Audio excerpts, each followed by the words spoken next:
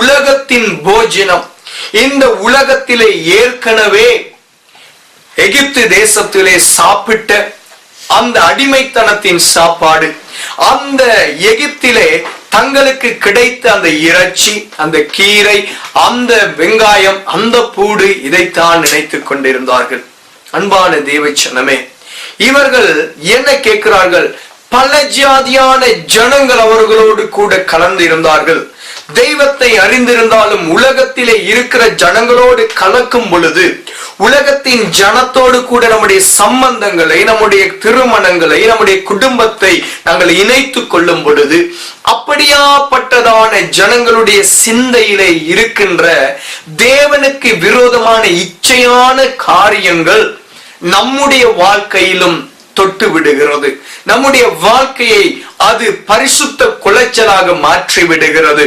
தேவ நாமத்துக்கு மகிமையில்லாத வாழ்க்கை வாழ நம்மை அது வழிவகுத்து விடுகிறது. அன்பான தேவச்சனமே, இவர்கள் எல்லாரும் சேர்ந்து அழுது சொல்லுகிறார்கள், இறைச்சியை நமக்கு புசிக்க கொடுப்பவர் யார்? நாம் எகிப்திலே கிரயம் இல்லாமல் சாப்பிட்ட மச்சங்கள், கிரயம் இல்லாமல், பணம் இல்லாமல் அடிமைத்தன வேலை செய்து கொண்டிருந்ததெல்லாம் பரவாயில்ல. எப்படி அடிமைப்பட்டாலும் அடி வாங்கினால் என்ன, என்னுடைய சாப்பாடு வர வேண்டும், எனக்கு அழகாக வாய்க்கு ருசியாக வேண்டும், இதை சாப்பிட்டு கொண்டிருந்தால் போது அது தெய்வச்சனமே. இது அழிந்து போகின்ற ஒன்று. இவர்கள் கேட்கிறார்கள், கிரயம் இல்லாமல் சாப்பிட்ட மச்சங்களையும், வெள்ளரி காய்களையும், கொம்மட்டி காய்களையும், கீரைகளையும், வெங்காயங்களையும், வெள்ளை பூடுகளையும் நினைக்கிறோம் என்று அங்கே என்னாகமத்தின் புத்தகம் 11வது அதிகாரம் 5வது வசனம் சொல்லுகிறது. அன்பு தேவச்சனமே, இப்பொழுது நம்முடைய உள்ளம் வாடி போகிறது. இந்த மன்னாவை தவிர நம்முடைய கண்களுக்கு முன்பாக வேறொன்றும் இல்லையே என்று சொல்லி அவர்கள் முறையிட்டுக் கொண்டிருந்தார்கள். அன்பான தேவச்சனமே, ஆண்டவராகிய தேவன் இவர்களுடைய சத்தத்தை கேட்டார், இவர்களுடைய முறையிடுதலை கேட்டார். இவர்கள் தேவனுக்கு விரோதமாக, தேவதாசனுக்கு விரோதமாய் பேசுகின்றதை கேட்டார். இவர்களுடைய இச்சை, இந்த மாம்ச இச்சையை தெய்வம் அழகாக கண்டார். தெய்வத்துக்கு தெரியும் இவர்களுடைய என்ன நோக்கம் என்பதை அறிந்தவர். என்னாகமத்தின் புத்தகம் 11வது அதிகாரம் 33வது வசனத்திலே மோசேயை நோக்கி ஆண்டவர் சொல்லுகிற காரியத்தை பாருங்கள். அங்கே தங்கள் பற்கள் நடுவே இருக்கும் இறைச்சியை அவர்கள் மென்று தின்னும் முன்னே கர்த்தருடைய கோபம் ஜனங்களுக்குள்ளே மூண்டது. கர்த்தர் ஜனங்களை மகா பெரிய வாதையால் வாதித்தார் என்று வேதம் சொல்லுகிறது. என்ன ஆண்டவராகிய தேவன் மோசே மூலமாக சொல்லி அவர்களுக்கு 10 நாள் 20 நாள் அல்ல, 1 மாதம் வரைக்கும் நான் இறைச்சியை கொடுப்பேன் என்று சொல்லி இறைச்சி கொடுத்தார். அவர்கள் இறைச்சியை சாப்பிடுவதற்கு தங்களுடைய சாப்பிட்டுக் கொண்டிருக்கும் பொழுது பற்களிலே இருக்கின்ற அந்த இறைச்சியை அவர்கள் பார்க்கும் முன்பதாகவே, குத்தும் முன்பதாகவே தேவனுடைய கோபம், தேவனுடைய அக்கினி அவர்களுக்குள்ளே கடந்து வந்தது. அவர்களை ஆண்டவர் பெரிய சங்காரமாக அங்கே வாதித்தார் என்று பார்க்கின்றோம். அப்படியானால் இறைச்சி கேட்பது தப்பா? இறைச்சி சாப்பிடுவது தவறா? இங்கே இறைச்சி இல்லை என்று கேட்டது தப்பா? இல்லை தெய்வச்சனமே, இறைச்சி தேவை என்றது தப்பு அல்ல. இறைச்சி சாப்பிட வேண்டும் என்று ஆசைப்படுகிறது தவறு அல்ல. இன்றைக்கு நானும் நீங்களும் அழகாக புசித்து நன்றாக சுவைத்து இந்த உலகத்திலே ஆசீர்வாதமாய் இருப்பது தவறு கிடையாது. அங்கே என்ன நடக்கின்றது? ஏன் அந்த கோபம் வந்தது? ஏன் ஆண்டவர் அவர்களை பட்சித்தார் என்று பார்க்கும் பொழுது அதே என்னாகமத்தின் புத்தகம் 11வது அதிகாரம் 18வது வசனம் அதற்கு பதில் சொல்லுகிறது. பாருங்கள், எங்களுக்கு இறைச்சி சாப்பிட கொடுப்பவர் யார் என்றும், எகிப்திலே எங்களுக்கு சௌக்கியமாய் இருந்தது என்றும் கர்த்தருடைய செவிகள் கேட்க அழுதீர்களே, ஆகையால் நீங்கள் சாப்பிடும்படி கர்த்தர் உங்களுக்கு இறைச்சியை கொடுப்பார் என்று சொல்லுகிறார் மோசே.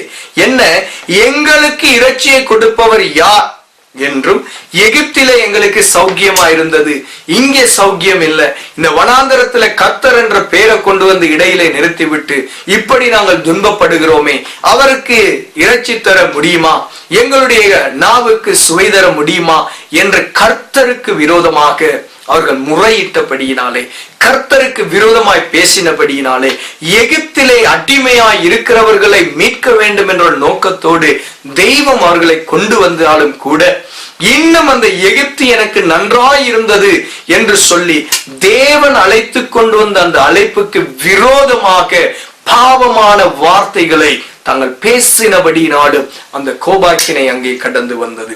அந்த இச்சைக்கு ஒரு சம்பளம் கொடுக்கப்பட்டது. அன்பு தேவச்சனமே, இறைச்சியை ஆண்டவரிடத்திலே கஞ்சி கேட்டிருந்தால், அல்லது ஆண்டவரே எங்கள் நாவுக்கு சுவைக்க வேண்டும் என்று கேட்டிருந்தால், இவ்வளவு அன்பாய் நடத்துகிற தெய்வம் அதை கொடுக்காமல் இருப்பாரோ? ஆனால் தெய்வத்துக்கு விரோதமாக பேசி தங்கள் இச்சைகளுக்கு மருந்து கொடுக்க, தங்கள் இச்சைகளுக்கு ஆகாரம் கொடுக்க, தங்கள் இச்சைகளின்படி வாழ இச்சித்து கேட்கின்றபடியினாலே நாங்கள் பெற்றுக்கொள்ளாமல் இருக்கிறோம் என்று யாக்கோபினுடைய புத்தகத்திலே வாசிக்கின்றோம். அன்பு தேவச்சனமே, கர்த்தர் சொல்லுகின்ற காரியம் என்ன? அழிந்து போகின்ற இந்த இறைச்சி, இந்த வெள்ளரிக்காய், இந்த கொம்மட்டிக்காய், அந்த மீன், அந்த ரொட்டி, இந்த வெங்காயம், வெள்ளப்பூடி, இவைகளை நினைத்து கொண்டு வாழாதிருங்கள். நித்திய ஜீவன் வரைக்கும் நிலைத்திருக்கின்றதான அந்த நித்திய போஜனத்திற்காக கிரியை நடப்பியுங்கள் என்று ஆண்டவர் சொல்லுகிறார். அன்பு தேவச்சனமே, நித்திய போஜனம் என்றால் என்ன? நித்தியம் வரைக்கும் நிலைத்திருக்கிறதான போஜனம் என்ன? யோவானுடைய நற்செய்தி நூலிலே 6வது அதிகாரம் 31வது வசனத்திலே ஆண்டவராகிய இயேசு அந்த ஜனங்களோடு பேசும் பொழுது சொல்லுகிற வார்த்தையை கேளுங்கள்.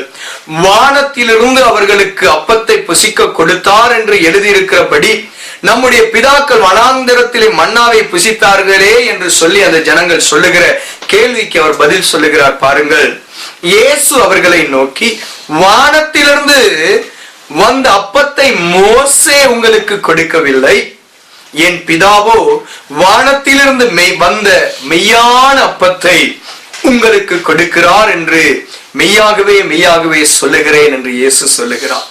வானத்திலிருந்து இறங்கி ஜீவனை, உலகத்துக்கு ஜீவனை கொடுக்கிற அப்பமே தேவன் அருளிய மெய்யான அப்பம்.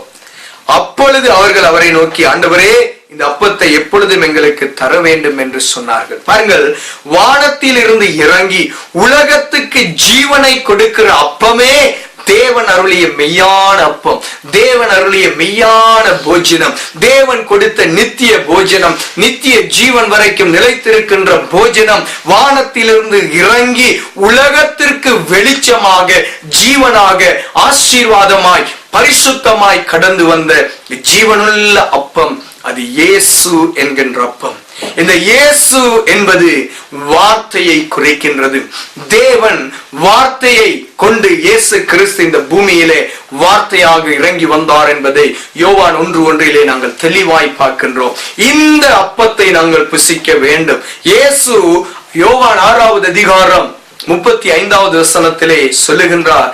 இயேசு அவர்களை நோக்கி, ஜீவ அப்பம் நானே, என்னிடத்தில் வருகிறவன் ஒரு காலமும் பசி அடையான், என்னிடத்தில் விசுவாசமாய் இருக்கிறவன் ஒரு காலமும் தாகம் அடையான் என்று சொல்லுகிறார்.